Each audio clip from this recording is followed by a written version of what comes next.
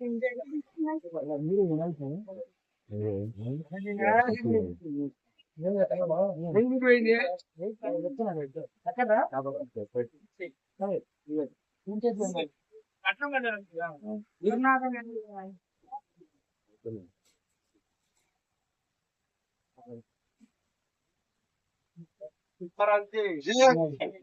बोलो गणेश महाराज की जय बोलो गणेश महाराज की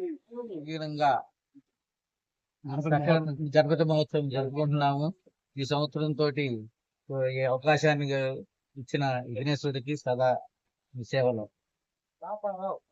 పండుగను పురస్కరించుకొని నిత్యాలరెడ్డి నగర్ 7వ లైన్ ముందు మెయిన్ రోడ్ లో అంగరంగ వైభవంగా గత 25 సంవత్సరం నుండి విశేషంగా పూజలు జరుపుతున్నారు. ఇక్కడ ఉన్న పెద్దలందరూ కూడా ఈ యొక్క కార్యక్రమాన్ని నిర్విఘ్నంగా ఎటువంటి ఆటంకం లేకుండా 24 సంవత్సరాల నుంచి జరుగుతా ఉన్నాయి. ఈ రోజు కూడా ఇవాళ ఈ రోజున 25వ సంవత్సరం వినాయక చవితి జరుపుకుంటా ఉన్నారు. అనేక సంక్షేమ కార్యక్రమాలు జరుగుతూ ఉంటాయి. ఇక్కడ సాంఘిక కార్యక్రమాలు జరుగుతూ ఉంటాయి.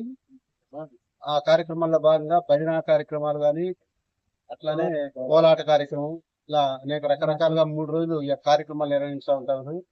9 రోజులు గణపతి ఉత్సవం జరిపి తర్వాత సంవత్సరం 9 రోజులు జరిపేవాళ్ళు. ఈ సంవత్సరం వరకు మాత్రం 3 రోజులు ఈ కార్యక్రమాలు పెట్టి 4వ రోజు అన్నదాన కార్యక్రమం మరియు నిమజ్జన కార్యక్రమాలు జరుగుతూ ఉంటాయి.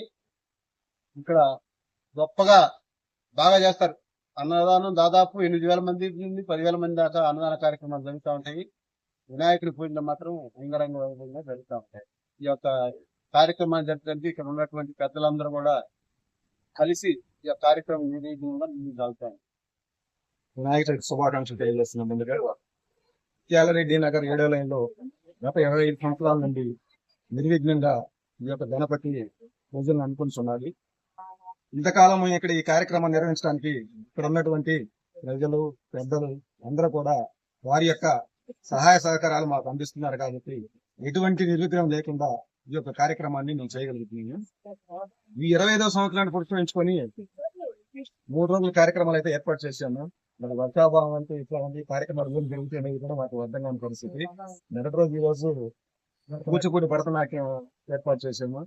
అదేవిధంగా రేపటి రోజున హిందూ పరిషత్ వారి మహాహారత కార్యక్రమాన్ని ఏర్పాటు చేశాము.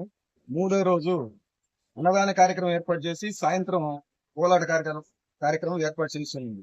మరి ఆ భగవంతుడు విఘ్నులు ఏమీ లేకుండా ఈ యొక్క కార్యక్రమం కూడా జయప్రదం చేయించుకుంటాడని మేము ఆశిస్తున్నాం.